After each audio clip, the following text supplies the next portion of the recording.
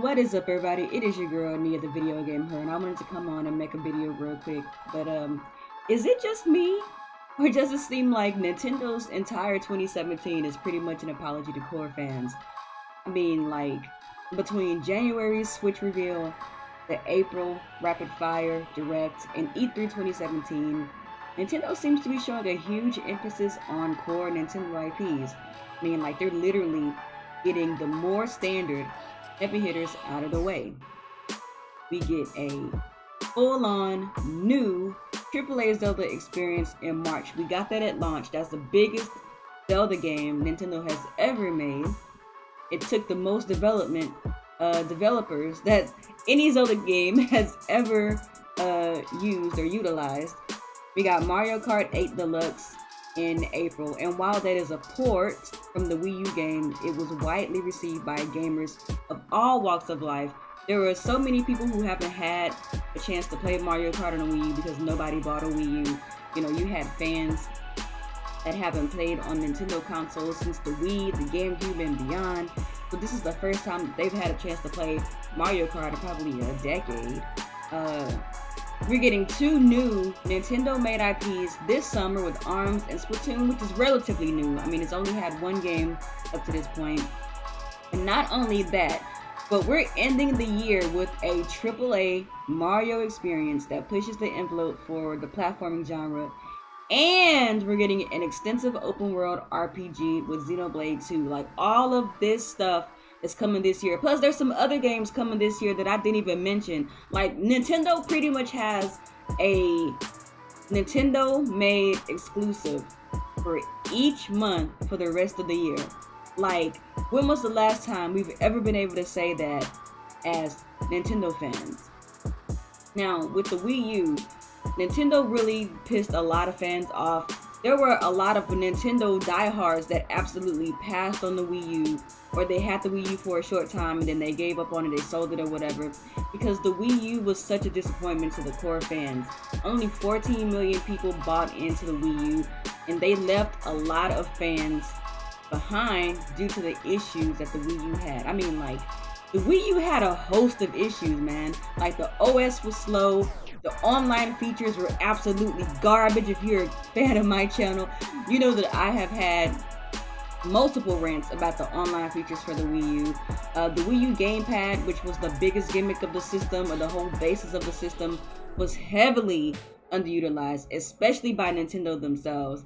And last but not least, the biggest offense was that the game library was hella sparse. It took way too long to get new games.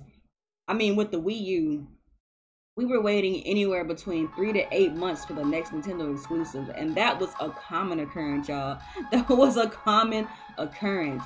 And since the console lacked a lot of third-party support, was made even more prominent. You know what I mean? Like, even the Wii, the original Wii, got stuff like the sports games, got Call of Duties, got third-party exclusives like Red Steel, Muramasa Demon Blade, and things like that. The Wii U didn't really get any of that.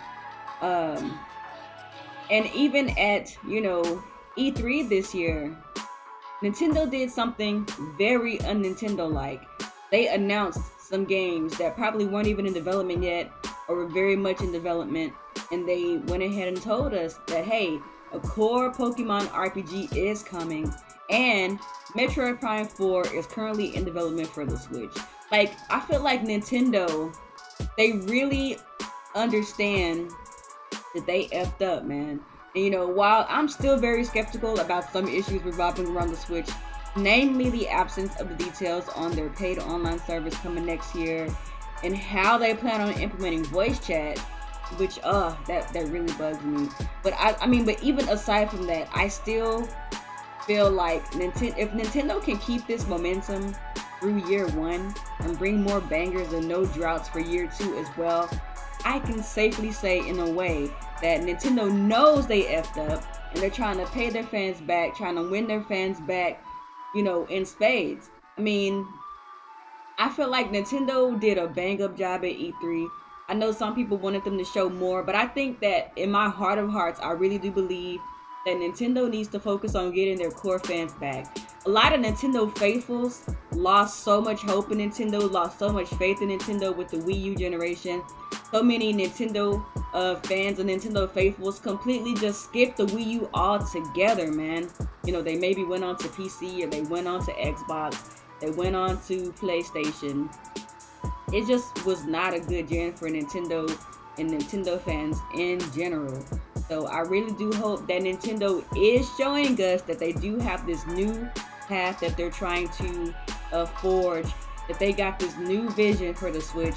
We're not going to be left in the dark as much, and that we're going to be able to get more games in a quicker time frame. I know that, you know, they said that they had made a new development team in Kyoto, so maybe that's going to help a little bit. I don't really know how big of an impact that's going to make, but it does make me feel good to know that Nintendo is trying to get more hands on deck, deliver those experiences that we love as Nintendo fans, and then hopefully from that point off, they can start branching out and trying to reach fans of other console fan bases. So tell me how y'all feel about my opinions below, you guys.